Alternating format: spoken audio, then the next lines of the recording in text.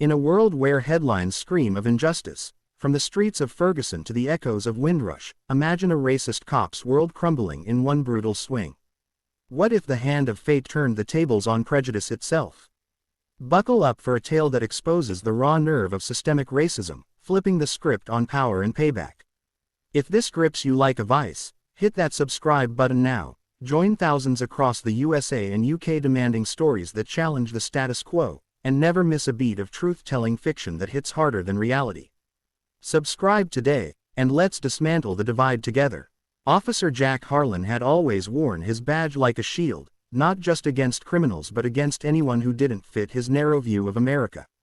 In the bustling precinct of Eastwood City, a mid-sized urban sprawl straddling the Rust Belt, Jack was known as the hardliner, the guy who pulled over black drivers for suspicious taillights, and roughed up suspects with a smirk that said, "I dare you to complain." At 45, with a beer gut straining his uniform and a mustache that screamed 1980s cop drama, Jack thrived on the unspoken code. White cops ruled the streets, and everyone else knew their place. His wife, Karen, a schoolteacher who echoed his rants about those people ruining the neighborhood, fueled his fire at home. But tonight, under the flickering sodium lights of a rainy alley, Jack's world was about to shatter like glass under a boot. It started with a routine patrol. Jack and his rookie partner, Tim, a wide-eyed kid fresh from the academy, were cruising through the South Side, a predominantly black neighborhood Jack called the jungle. Radio chatter mentioned a suspicious vehicle near 7th and Maple, a sleek black SUV idling too long. "Probably dealing," Jack muttered, flipping on the sirens. Tim nodded nervously, gripping the dash.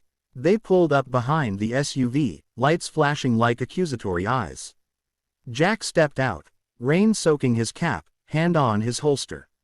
"Driver, step out slowly," he barked. The door opened, and out came a woman, tall, poised, in a tailored suit that screamed executive. Her skin was a deep mahogany, her hair in elegant twists. She held a phone, mid-call, looking annoyed but composed. "License and registration," Jack demanded, his tone laced with disdain. She handed them over without a word, but her eyes, sharp, unflinching, locked onto his. Something about her irked him instantly. "What's a lady like you doing in this part of town at this hour?" He sneered, emphasizing lady, like it was an insult. She sighed. "Officer, I'm on a call with my team. This is my neighborhood. I live here." Jack chuckled. "Your neighborhood, honey. This ain't the suburbs." Tim shifted uncomfortably, but Jack pressed on. "Step out fully. Hands where I can see 'em." She complied, but as she did, her phone buzzed again. In a flash of irritation, Jack snatched it from her hand. No distractions during a stop. She reached for it instinctively. "That's mine. Give it back."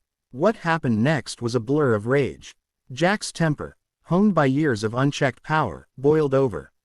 He swung his arm, backhanding her across the face with a force that sent her stumbling against the SUV.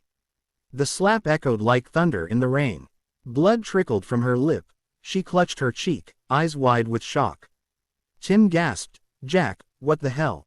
But Jack was already justifying it, resisting an officer. "Cuff her, rookie." As Tim hesitated, the woman straightened, her voice steady despite the pain. "You'll regret this." Jack laughed. "Yeah, and who's gonna make me?" Some affirmative action higher. He slammed her against the car, zip-tying her wrists too tight. They hauled her to the precinct, where Jack booked her for assault on an officer, a trumped-up charge to cover his ass. Back at the station, the night shift buzzed with the usual chaos, drunks in holding, paperwork piling up. Jack tossed her into interrogation room 3, smirking as he locked the door. "Let her stew," he told the desk sergeant. But as he filed his report, embellishing details to paint her as aggressive, his phone rang. It was Captain Morales, the precinct's no-nonsense leader. "Harlan, get your ass to my office. Now." Jack sauntered in, expecting a pat on the back. Instead, Morales looked furious. "What the fuck did you do?" Jack shrugged. "Routine stop." Suspect got mouthy. Morales slammed a file down. "That suspect is Commander Elena Wright, your new boss, transferring in from downtown HQ. She's been undercover scouting our unit for corruption." The room spun. Jack's face drained of color. Elena Wright. The name rang bells now. She'd risen through the ranks, a decorated officer who'd busted rings in Chicago before moving to Eastwood.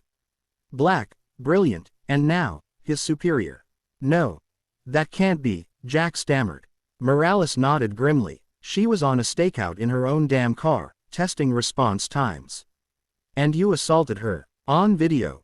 Body cam caught it all. Jack's mind raced. Twists piled on. Wright wasn't just any boss. She was leading a federal probe into racist practices in the department, prompted by anonymous tips.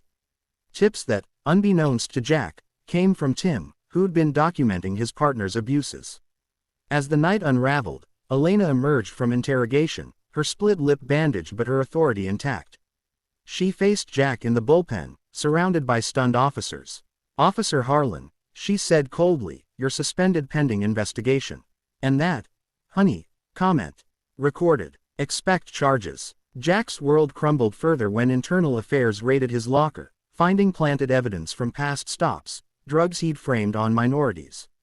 But the biggest twist, Elena wasn't just his boss, she was his half-sister. Abandoned by their shared father, a bigoted cop who'd left her black mother for Jack's white one, Elena had tracked him down years ago, joining the force to expose men like him. Their father had died recently, leaving a will that named her, forcing the connection. Jack begged for mercy in her office the next day. "We're family. Blood." Elena leaned in, eyes like steel. "Blood doesn't excuse hate. You hit me because of my skin, not my actions. Now, you'll face justice." The scandal exploded. Media swarmed, protests erupted in Eastwood's streets. Jack's wife left him, his career in ruins. Tim testified against him, revealing years of abuse. In court, Elena's testimony sealed it. Jack got 5 years for assault and corruption. But fate twisted again. In prison, Jack met inmates he'd wrongfully convicted. They didn't kill him, but the daily torment reformed him, or so he claimed. Released early, he sought Elena, now Chief Wright. "I've changed," he pleaded. She stared, unmoved. "Prove it." He joined reform programs, speaking against racism. Yet, deep down, was it genuine? The story ends with Jack at a rally, microphone in hand, as Elena watches from afar. A bomb threat, planted by ex-cops loyal to the old ways, forces a choice. Jack shields Elena, taking shrapnel. Dying, he whispers, "Sorry, sis." She holds him, tears falling. Too late for sorry, but maybe, redemption. In the aftermath, Eastwood reformed. Body cams mandatory, diversity training revamped. Elena's leadership birthed a new era. But whispers lingered. Was the bomb a setup? Did Jack orchestrate his own heroism? Twists upon twists, the city pondered. Prejudice's cycle broken, or just paused. The rain fell again on those same streets, washing away old sins, but scars remained.